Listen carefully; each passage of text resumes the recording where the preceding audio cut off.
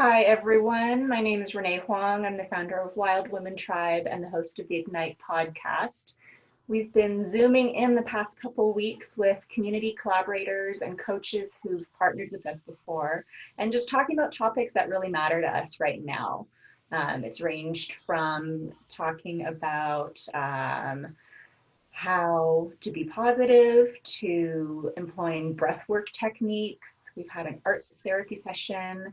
And today we're joined by ski legend and my dear friend, Kristen Ulmer. Hey, Kristen. Hey. Kristen's in Mexico right now, so if there are technical issues, we're gonna allow her that wild card of hopping back in. Hopefully it won't happen again. Yeah, it's been fine all winter, but we just are having glitches today. Hi. Hi, so today we're going to be talking about a topic that's near and dear to your heart, fear. Kristen has Ooh. written a book on fear. She's been on the Megyn Kelly show. You coach, you do ski camps that revolve around fear. And I'm really excited just to hear um, you talk and share some wisdom about how we can be using that quote unquote negative emotion in a more positive sense right now, how we can feel empowered by something that we're scared to feel most of the time. The format will be an hour roughly of discussion. We'll start with a guided meditation that Kristen will lead us through, and then I'll ask her some questions and allow her to give us some of her background. And then we're really hoping that you as participants will be involved and ask questions and share your perspectives, because the way that these work really well is by drawing everyone together in community and by sharing and holding space together. So I will turn this over to Kristen and Phoenix, and you can take it away in the meditation. Okay. Maybe I should introduce myself just a little bit so you know why you should even bother listening to me. I have 3 points of reference to refer to you on how I became a fear and anxiety expert. First of all, I was a world-class athlete. I was considered the best woman big mountain extreme skier in the world for 12 years. I risked my life on a daily basis. I was also called the most fearless woman athlete in North America by the outdoor industry in an industry-wide vote. I've also studied 15 years of a Zen approach to emotions, and I worked with tens of thousands of clients, many of them very well-known influence in our world. Let's start by having a guided meditation. Now, this is not what I do. What I am is a facilitator. I love to facilitate a conversation between people and their own fear. And so this, I'm actually really excited about this, doing a guided meditation, because this is after 33 years of real world practical experience. This is my first guided meditation that I've led, and taking all that I've learned in 33 years, leading to this moment actually. So I want everybody to close their eyes. And it begins with mindfulness, which is very popular, but this is more of a noticing practice, more than a mindful practice, but we're going to start with that. So what does it mean to have a mindfulness practice? Well, it usually means above the head. You know, you have your head. So I want you to just notice your head. And within your head, you have a brain, which is different. And then within that brain, you have different parts of your brain. And then in that, you also have your mind. Like, what's the difference between your brain and your mind? And contemplate that.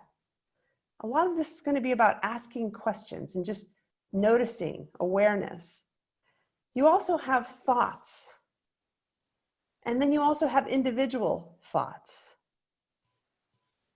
I want you to notice all of this. And I also want you to notice who is the you that's noticing this. Because we tend to think that our minds or our thoughts are who we are, but it's actually not true. That's not who we are.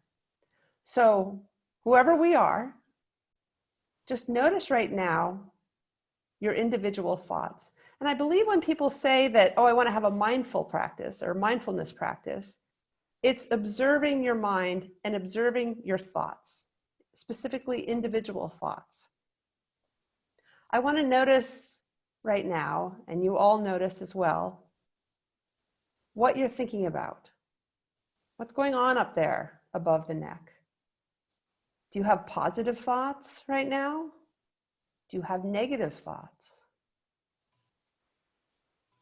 Do you have fearful thoughts? Have you been having fearful thoughts? Has fear showed up actually in your mind in the form of thoughts? And then the last question, I just want you to contemplate, what are your judgments of negativity? What are your judgments of positivity? And what are your judgments of fear? And our minds are so dualistic that in order to take a lot of data in and to make sense of it, it's a very judgmental mind. We call it dualism, good, bad, right, wrong. Do we see positive thoughts as being good and negative thoughts as being bad? Notice if you see fearful thoughts as being bad.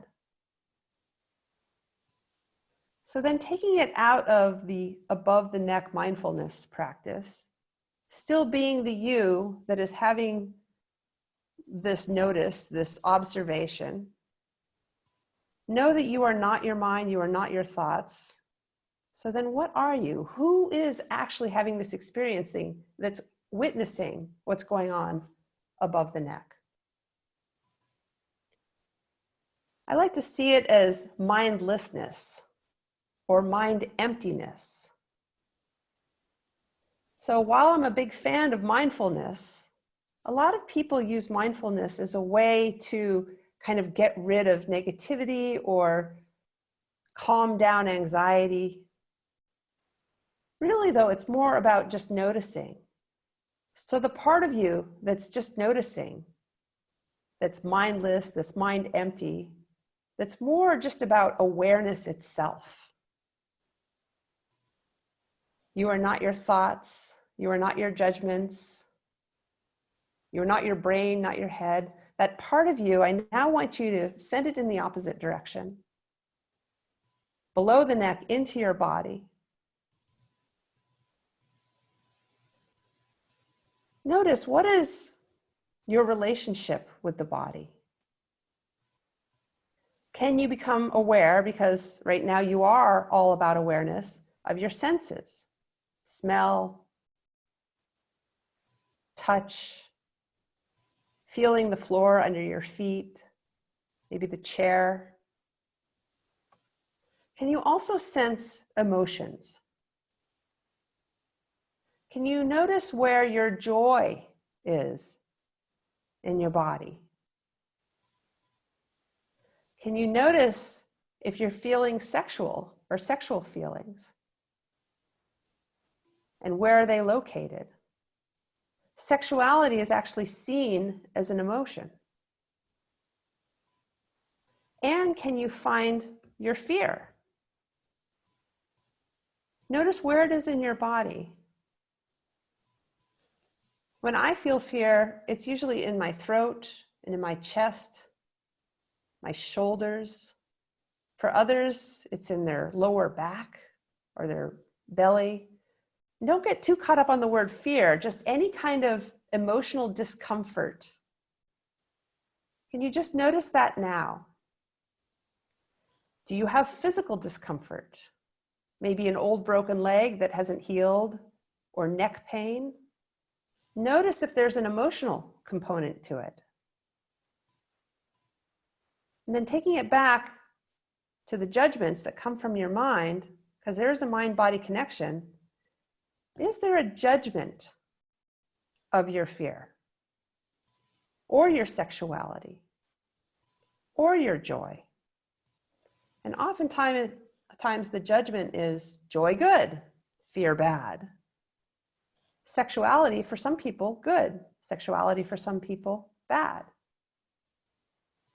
Notice the connection between what's going on above the neck, the mind, and the judgments that's happening of what's going on physically in the body. Taking it back to fear, fear starts off, proven by science, as an emotion that we feel within our bodies. It's supposed to compel us to fight or flight action. You've noticed your judgments of it, and based on those judgments, what is your reaction to that fear? Do you typically ignore it? If so, ask yourself, how do you do that? Do you make yourself so busy you don't have to deal with it? Do you fight it? Try to conquer and overcome it? Do you try to control it by using your mind like a sword? Do you try to rationalize it away? Are you considerate of it? Do you listen to it? Is it your friend or is it your enemy? What is your relationship with this huge, normal and natural part of life that is with us from start till finish, that's elevated right now during these scary times? This is a noticing meditation. And the noticing is the most important part. Because once you start to get to know your relationship with fear, which comes from the judgments of the mind and our reactions to that unpleasant sensation in our bodies, only then can you start to create a different, more healthy relationship with fear, maybe than the one you're having. So bring it back to the you that's noticing. You've now gone below the neck into the body. You've been above the neck into the head. And just sit as you. The one who's free from mind, who's free from body, dropped off mind and body. Just be you. No longer noticing. What are you? And are you experienced or actualized very often in her life? And I refer to the self in the third person right now, because I think she probably thinks that she is her mind or she is her body.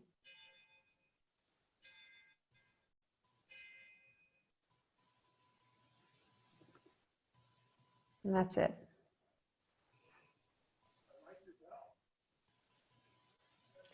And I ended it there because somebody just rang the bell at my front door. I thought that was perfectly timed. I actually thought somebody rang a bell on the computer. I realized I was outside. Well, I loved the exercise of noticing, because I think so many times we don't notice. We're rushing through life, and even when we're doing the mindfulness practices or meditating, like you're right, we're in our head or we're in our body.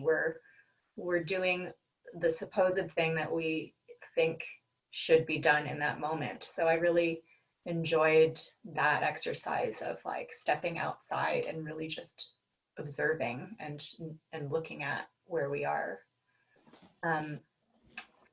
I wondered if, would you, in the context of your career, being faced with danger, making those choices, can you talk about fear and maybe how your relationship with fear changed or morphed throughout that time to where you are now? I will. Let me start with the folks who are on this call and the people that are going to listen to it afterwards. And I just want to kind of bait you guys, I guess, and get you excited about the conversation that I'm going to share with you about my own life, by bringing you into the conversation, by helping you notice what your relationship is with fear right now and how it's affecting how you're dealing with the coronavirus. A lot of people, less so now than maybe a couple weeks ago, are ignoring the coronavirus or ignoring the stay-at-home order. It's not for them, they say. That's usually a sign of somebody that's ignoring their fear. You know, like we all have these relationships with fear that existed before the coronavirus. And somebody who typically ignores their fear is going to ignore the coronavirus. Somebody who typically fights fear is going to be at war with themselves right now, more so. I mean, before the coronavirus, they were already at war with themselves, because if you are in a war with fear, that war is being carried out in your body and your mind. It also puts you at war with the nature of life, life itself. That's going to be elevated right now. And if somebody is at war with themselves, they're also going to be at war with other people. So it explains a lot of behaviors that either you're facing or that you're seeing out there in the world. Other people try to control fear. And with these times of elevated fear, that's going to leave them feeling very out of control. And then they're going to then try to control other people. I'm actually seeing this in my town right now. There's this woman that is just inserting herself in every conversation on Facebook, just trying to tell people how they should be, what they should think, what they should do, what they shouldn't do. Like, she's just so not able to deal with her own fear. She feels so out of control. She's just trying to control strangers, other people. So that explains that behavior in yourself or others. If you try to rationalize away your fear, you're going to live in your head, not just now, but kind of all the time. Like if you find yourself being a super heady person, oftentimes that's a way to not deal with the feelings in your body, which is your fear, a way to not deal with your fear. I have a whole bunch of other examples of this, but just notice however you treat fear not only determines how it treats you in return, but also what the relationship you have with your own self at your core, and also determines your behavior in the world, behaviors that are now going to be exacerbated.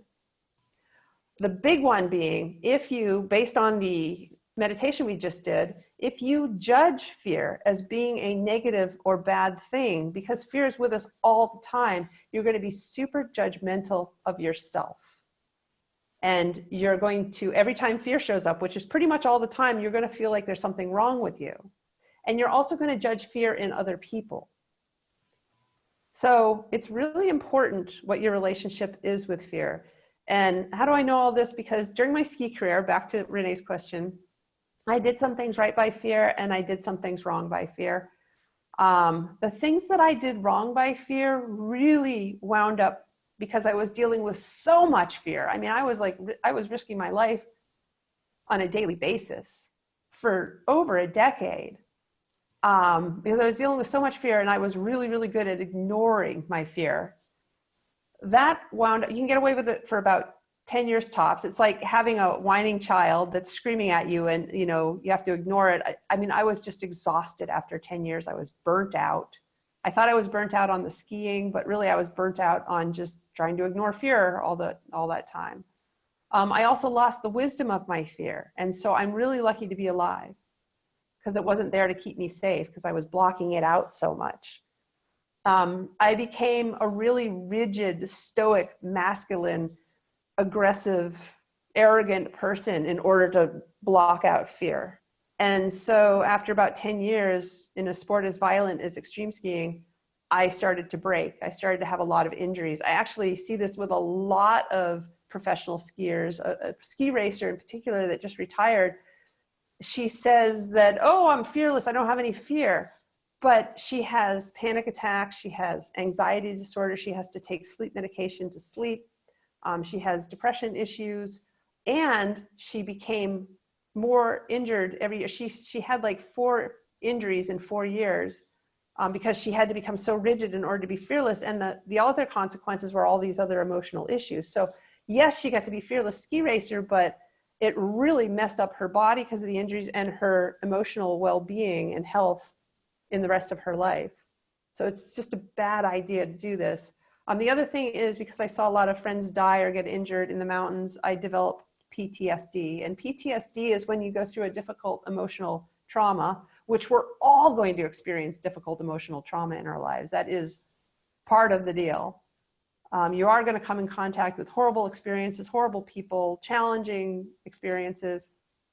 And I went through my fair share, certainly as an extreme sports athlete. There's a lot of deaths and violent injuries. In myself, I had 50 near-death experiences. I watched 2 friends die. I've watched 30 people get crippled for life right there in front of me. And if you don't know how to deal with the emotions, the fear and other emotions afterwards, you bury them. And then they wind up covertly running your life from within your body and showing up in a variety of ways. So that's what I did wrong by fear, I realized. And I didn't know this during the time. It was something that I put this puzzle together afterwards. And then conversely, the things that I did right by fear, which is I had a real paradox going on. I both ignored fear to an extreme, but I also really loved feeling fear to an extreme. And I had an intimate relationship with fear. And if you see fear as a person, yes, I had a paradox going on where I both loved it and hated it at the same time. And anybody that's been married knows that, yes, you can love and hate a person at the same time. So that's what I had going on with fear. But the part of me that had an intimate relationship with it, that loved feeling it, first of all, because I loved feeling fear, I loved taking risks. I loved stepping out of my comfort zone where fear existed. The second thing is once I was there too, because I was doing a dance, an intimate, erotic dance with fear, it actually became the very thing that took me into those altered states, flow states, the zone. It's the thing actually, if you're intimate with it, that makes you sharp, focused, aware, present, brings you into the present moment, helps you bring your A game to what matters most, which is survival at that time. And I have interviewed enough professional athletes, including Alex Honnold, who free soloed El Cap, Laird Hamilton, arguably the best big wave surfer in the world, like all these big name extreme sports athletes. Do they have any idea that that's what's going on with them in fear, that they have an intimate relationship with fear? No. But once I say this is what I've learned actually happens out there in the mountains that turns us into these amazing athletes, I mean, they nodded their head so hard I thought they were going to break their necks. Like, we're having an intimate relationship with fear, and it's actually the thing that takes us into the zone, and little else does. So just in conclusion, it's like I'm Batman and fear is Robin. And I could punch Robin in the face and that would make me feel powerful, right? But I've just rendered myself weak. Or I could have this asset, an ally called fear, along for the ride as I'm skiing some death-defying, you fall, you die, run with a 50-foot cliff jump in the middle of it. And it's here, and it doesn't feel like fear when you have an intimate relationship with it. It just feels like presence, focus, and aliveness. And actually, neurochemically, excitement and fear are exactly the same thing. So the conclusion of this talk, and this will really be the only talk before I just focus back on questions, is that if you take the advice of pretty much every single self-help guru, psychologist, doctor, out there, that, oh, fear is an enemy and we want to conquer and overcome it, and we need to rationalize it away and do breathing exercises to breathe it away and meditation apps to replace fear with calm and all these things that we do to get rid of our fear, it's actually really, really bad advice. And it has actually caused the anxiety and other emotional epidemics that we face in our culture today. And all we need to do is notice that with all the methods and modalities to kind of calm fear down, and mind you, anxiety is fear. Specifically, anxiety is fear that's trapped in your body going round and round and round.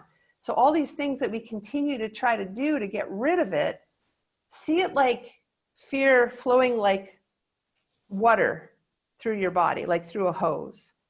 And if we try to get rid of it, we try to breathe it away, we try to replace it with calm, we kink the hose.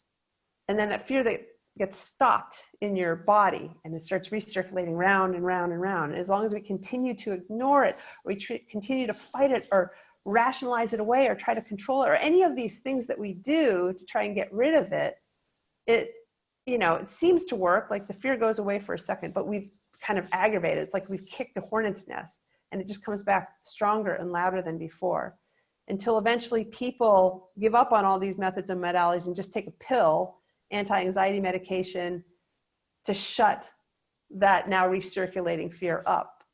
So the stuff that we're doing to cure anxiety is actually the cause of anxiety.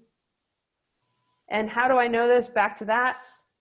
Because if all these things worked, we'd all be having a lot less anxiety, but they're not. They're not working. Anxiety problems are only getting worse and worse and worse. And I'm worried that during COVID that they're even going to get worse still, because at this point, nobody is willing to just sit with their fear and be with it, learn how to have an intimate, friendly relationship with it. We're all fighting it. And it's just, nobody knows how to feel their fear. Nobody knows how to just sit with the discomfort that comes as a natural part of life. And so it's just not going to work right now. And we're starting to see evidence of this as people are acting so crazy. So conversely, though, if we do the radical opposite of everything we've been taught to do about fear, which is we unkink the hose, we allow it to just run its course, we be in flow with it, we make friends with it, we see it as a positive instead of a negative, we allow it its rightful place in our lives. We not only just learn how to accept it, but we learn how to embrace it, and we learn how to be intimate with it. Then actually the fear goes from being the worst part of our lives to being the best part of our lives. And it requires a shift in perspective and a shift in practice. And so that's what I'm teaching. That's what I'm here to share with you all today. And I'm sure you have a lot of questions, because this is probably not what you're expecting. Well, I wonder if we can unmute microphones and go around and share our emotions around fear and where we feel them in our bodies. Going back to your meditation, for example, one of fears has been doing these, on camera live Zoom experiences, and I felt that kind of as a tightness in my chest and a bit of curiosity and excitement too. So I recognize that that part of what you were saying, Kristen, how it can feel kind of risky and thrilling at the same time. And so I feel that every time I step into the space of doing something that I'm uncomfortable doing. And you know more about what I teach than probably the rest of the group. So I think that naturally you would be drawn to just noticing the excitement that's found in that. Mm-hmm. But I want to hear also from somebody else on the call who has a judgment of their fear as being a sign of personal weakness or a character flaw, or that something has gone wrong when it shows up. And I'd love to hear from you. Carla, I see you unmuted. Do you want to go? Sure. I'm Carla from Park City. Well, I think we're all from Park City, right? Anyway, thank you so much for the guided meditation. Today's National Stress Awareness Day. So I didn't know if you knew that. I think it's very interesting. Guided meditation is on Stress Awareness Day. So I thought that was kind of cool. Yeah, for me, I always judged my fear before I got breast cancer in 2015. And that makes you sit with fear. Exactly what you're saying with your teachings.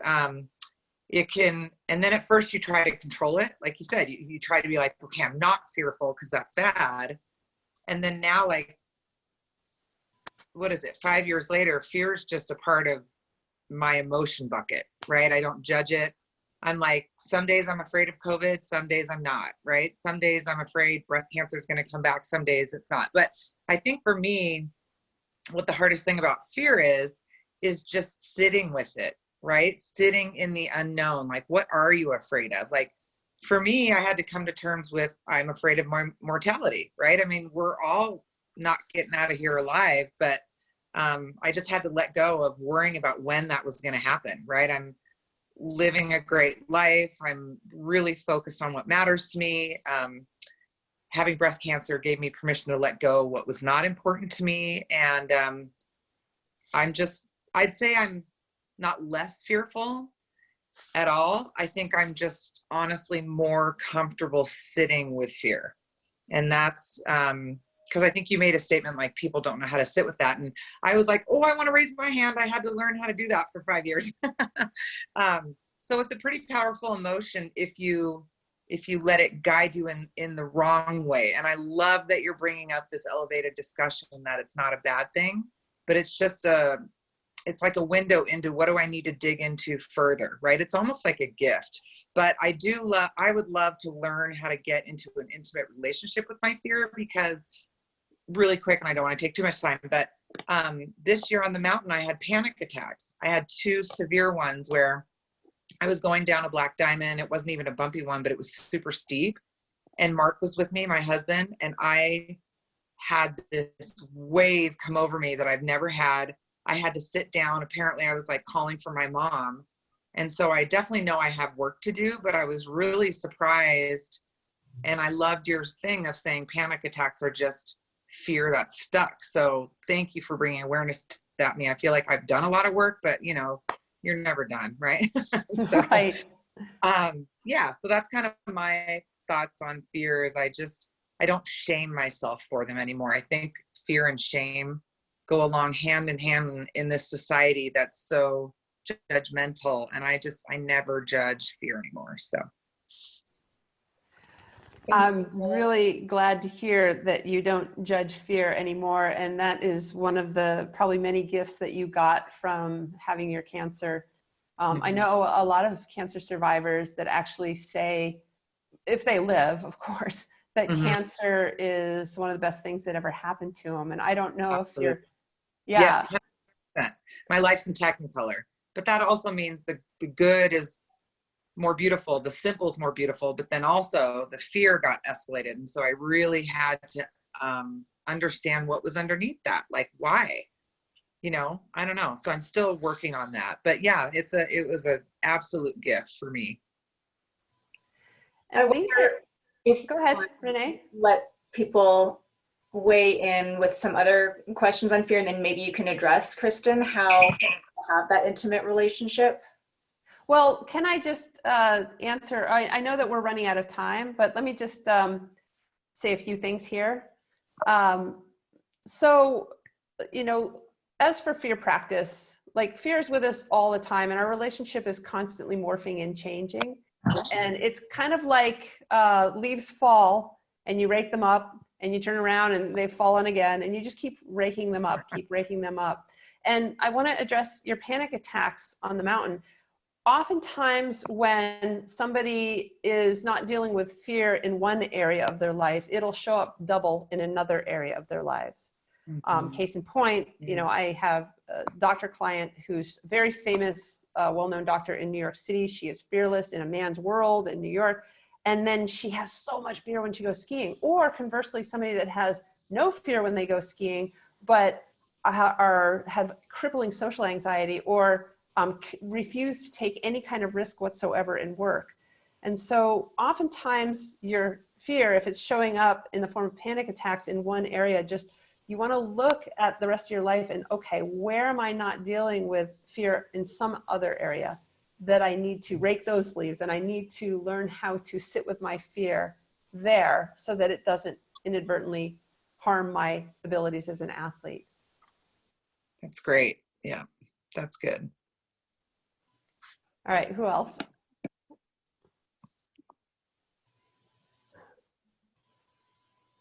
We can keep going with this one then. Oop, hey, I have a question. Is this Holly? Hi, Holly. This is Holly. Hi. Hi, guys. So during this call, I've managed to check out at Whole Foods, run to the post office. Now I'm home and I'm like unloading the bags, and I feel like my life is pretty overwhelmed right now with stuff. I barely have time to call my friends back. And I guess I'm asking this question for some of the people out there who are feeling like they have less time with COVID. Like my kids are home all day, and so I'm dealing with them and all of that, because I feel like your message is really important. And I think you're doing a great service talking about it in this day and age. And I guess my question is, I'm sorry, I'm out of breath. I've been like running groceries back and forth, but for people like me who barely have a second during the day to even think about their lives, what exercises can you offer that are short during the day, like times a day you recommend for people that need to be thinking about this? And oftentimes I'm sure I have fears, but I don't think about it because I'm so busy. And I know this is something I need to be thinking about. What can I do during my day? What small practice can I do? And at what point in the day do you recommend I sit and I start thinking about this, and where it doesn't feel like daunting, where I have to do like a 20 or 30-minute meditation? Okay, here's a 2-minute practice. And this also will work really, really well if the person that you're stuck with, for lack of a better word, during this COVID time is driving you nuts, or if you're in conflict with them. This is also a really good practice if you're having panic attacks when you go skiing. Like, this is something that you can do whenever you have any kind of issue in your life, whether it be emotional, psychological, mental, relationship, spiritual even, for that matter. I call it, my book is called The Art of Fear, Why Conquering Fear Won't Work and What to Do Instead. And my husband afterwards insisted that I create a practice based on the book that is short and succinct, that's super practical. Since having written the book, this is what I've come up with. And why don't we all do it right now? And Holly, I know you're racing around to bring in groceries. I don't know. No, I'm done. I'm done. Okay. I'm sitting down now. All right, sit down. And I want everybody to close their eyes. And I was going to finish with this, but let's do it right now. So everybody close their eyes. I call it the 4-step Art of Fear method. So the first step is whatever it is that you're feeling, fear or otherwise, frazzled, pissed off, frustrated, any kind of discomfort, just first of all, acknowledge that it's normal and natural to feel that way. And if you have anxiety or panic, it's normal and natural to feel that way if you've been ignoring fear for the last 10 years, right? So just the first step is always some sort of intellectual understanding that, hey, discomfort is not a sign of personal weakness. It is the admission price for a meaningful life. So that's the first step. So then taking it out of our thoughts and our intellectual cognitive understanding, the second step is do that body scan that I kind of did already. We're going to do it a little bit differently. And just notice in your body, what do I feel right now? Where is it in my body? And how strong is it? So right now I feel irritation at that woman who's been barking at everybody because she just targeted me yesterday. It's in my throat and in my chest. And it's even now, while I'm not thinking about it, it's still there at probably a level 5. It kept me awake last night. So touch that part of your body where it is. Notice what the feeling is. And if you don't want to get out of your body and into your head, so you may want to just make a noise of what the feeling is rather than searching for a label for what the feeling is, like, right? What I feel is, and it's in my wherever. And how strong is it? Well, for me, it's like a level 5 out of 10, 10 being high. That's the second step. The third step is where you identify your relationship with that feeling. Have I been making myself so busy as a way to not feel it? I don't think that's what you're doing, Holly, but oftentimes people do that. Am I in my head all the time trying to figure it out because I think that if I can figure it out, then I can control it? Have you been ignoring it? Have you been kind of throwing it at other people, you know, like a monkey throwing their shit, hoping that they'll deal with it for you? Like, what is your relationship with that feeling? If it's anything other than just either acceptance, embracing, or intimacy, know that that's going to cause problems. So let me just pause for a moment here to give more clarification. So the second step is about noticing your discomfort. Your third step is noticing your resistance to the discomfort. So suffering equals discomfort times resistance. So my discomfort was a level 5 in step 2. What is your level of resistance? You know, have you been just ignoring it to a level 10?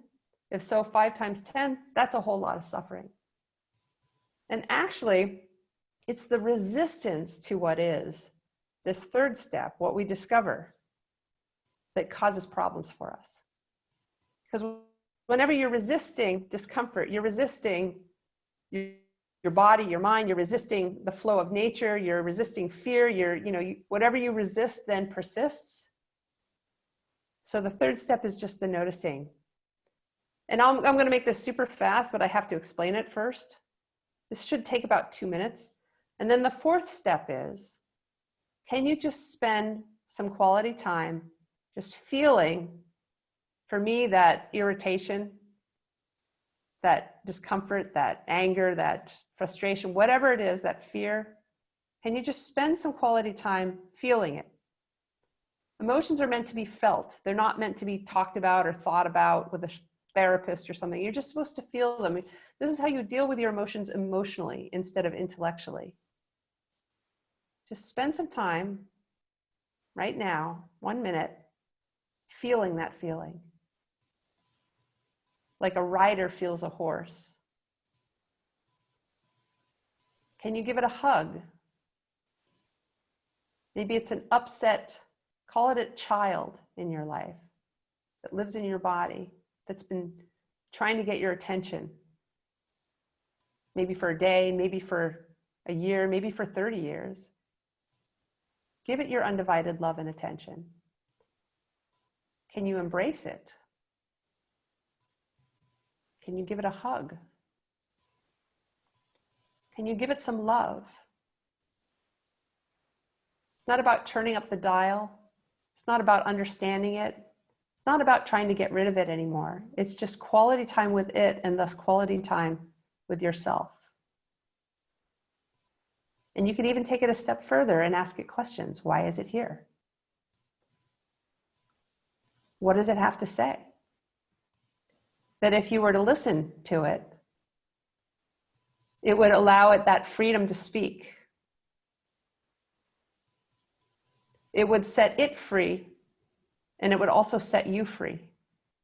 And it would also set the people in your life free from it coming up covertly or redirected in other ways or towards other people. What lesson is it here to offer you? That if you listen to it, you would be very wise.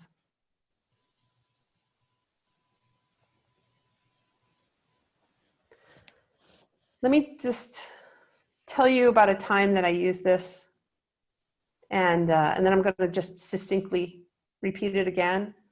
I was about to give a speech to a sold-out audience. It was a big-time speech, and it was about fear and anxiety. I'm about to go on, and it's 10 minutes before the speech, and I'm pretty much having a panic attack because I'm a facilitator. I don't give speeches. I don't do guided meditations. I facilitate people. And so here I am giving this huge speech, and thank God I knew what to do, but I went behind a building, found 2 minutes of private time by myself, and I did this process. First, I just identified that it's normal and natural to be afraid right now. Of course, I'm going to give a speech, right? Of course we feel fear. I'm stuck at home, or I feel frustration. I'm stuck at home with my 3 young children and can't do the things that I want to do that feed my soul and all that, right? So for me, of course, I'm afraid I'm about to give a speech. Second step, what was I feeling? Suffering equals discomfort times resistance. Step 2 is about the discomfort. I was feeling nervous, which is another name for fear. It was in my chest, and it was a level 10. Step 3, what was my relationship with it? I'm like, damn it, I didn't want to feel it, was how my resistance was showing up. Also a level 10. And 10 times 10, that's a whole lot of suffering. And I left out a step in the third step where I actually spent some time just feeling my resistance and just repeating over and over again, I don't want to do this, I don't want to do this. But that's kind of more advanced. And then the fourth step, I just spent some quality time just feeling my fear without trying to get rid of it. And the resistance went down to a level 1, the discomfort went down to a level 1, 1 times 1, that's a whole lot less suffering. And I went on stage 8 minutes later and gave a great speech. Now, if you notice, most people are taught to like convince themselves, I got this, you know, they're in their heads trying to rationalize fear away. Like there's no need for me to fear right now. They take deep breaths, breathe in calm, breathe out fear. I could have done that and I could have felt better. Proven by science, it takes 4 minutes to work. But if you kind of refine this down and you actually spend 4 seconds, proven by science, just feeling the feeling, it lets go of you. It's like a child that finally gets your love and attention. It runs out of things to say, it calms right down. So, and I did this without repressing fear or resisting it, which only pisses fear off and makes it come back next week when I give the next speech louder and stronger. So, any questions about the 4 steps?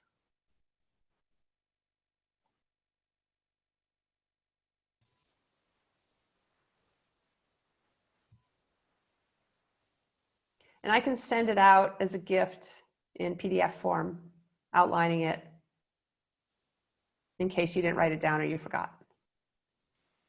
That was great, Kristen. Thank you. And last thing I'll say is spending quality time with your discomfort is spending quality time with yourself. Giving that part of you that is uncomfortable a hug is loving yourself. If you can learn how to do this, I mean, we're such a culture of just like praising positivity and rushing people through negativity. And it's created a world of people who just don't know how to just be with their discomfort.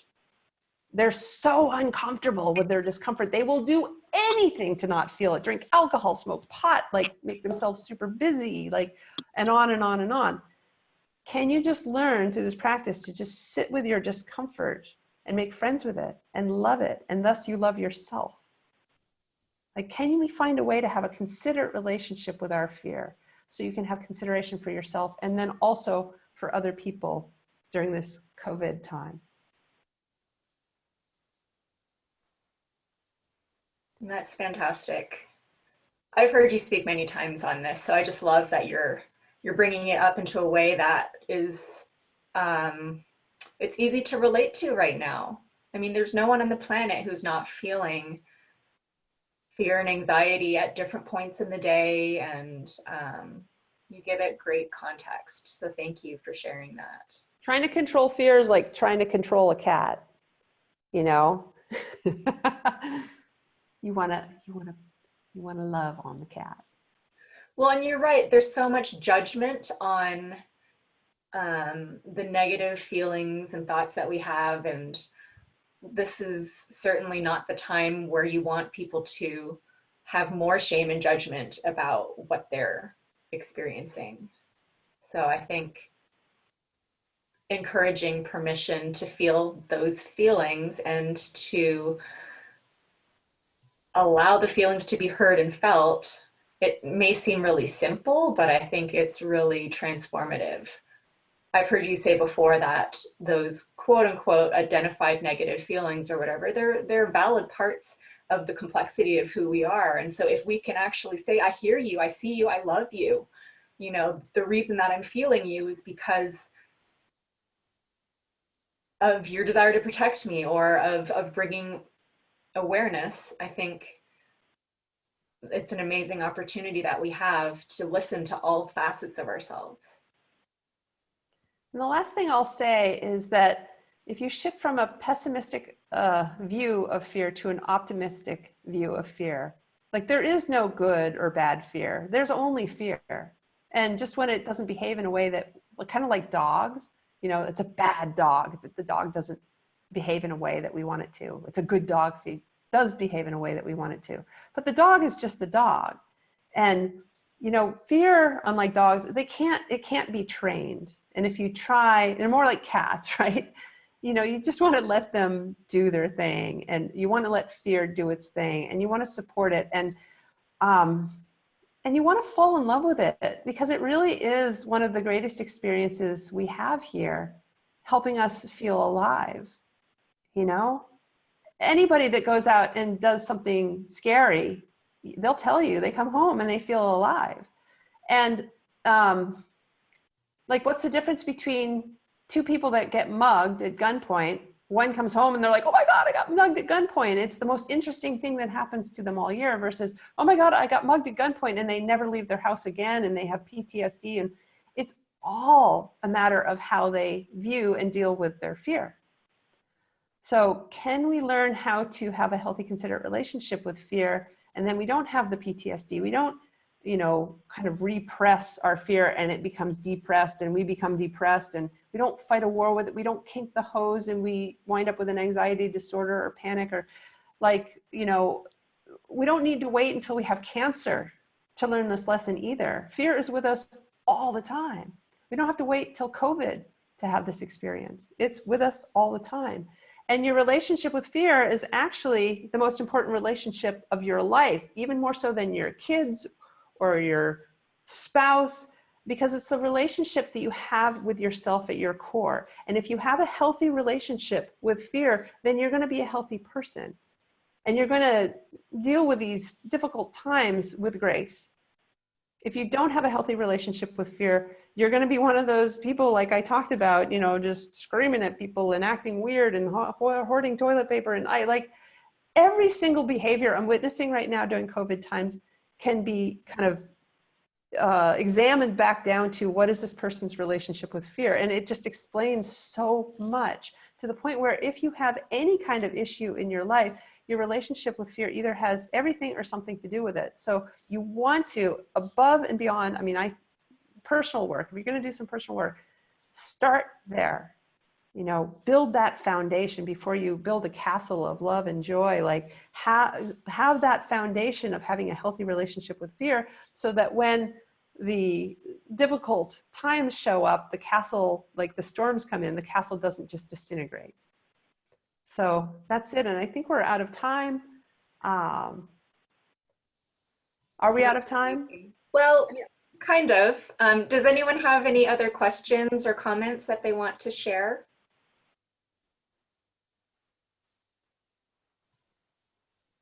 I just wanted to say thank you. I really appreciate the information today. I love the reminder that we are not our thoughts. That's just always a great reminder. But thank you so much for doing this. I really appreciate it. You're welcome. Can you share how we can get a hold of you? If you want to get to know your relationship with fear better, which you may think it's one thing, but it might wind up being something else entirely, my website, KristenUlmer.com, has a free fear and anxiety assessment. It's 20 really interesting questions that give you insights. You have to give your email address to get the results, just warning. But then the results provide you with some really fascinating content.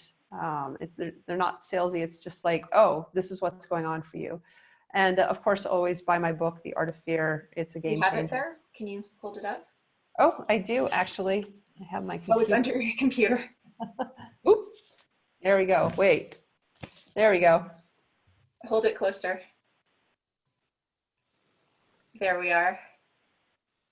So KristenUlmer.com. Thank you so much. This recording I'll release as well, and if you wanted to share it around with friends that you thought would benefit from it, that would be awesome.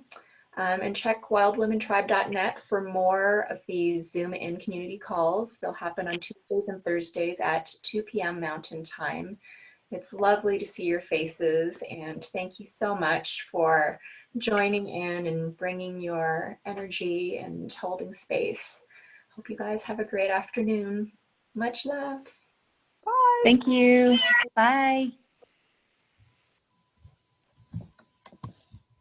Are you looking at this cat?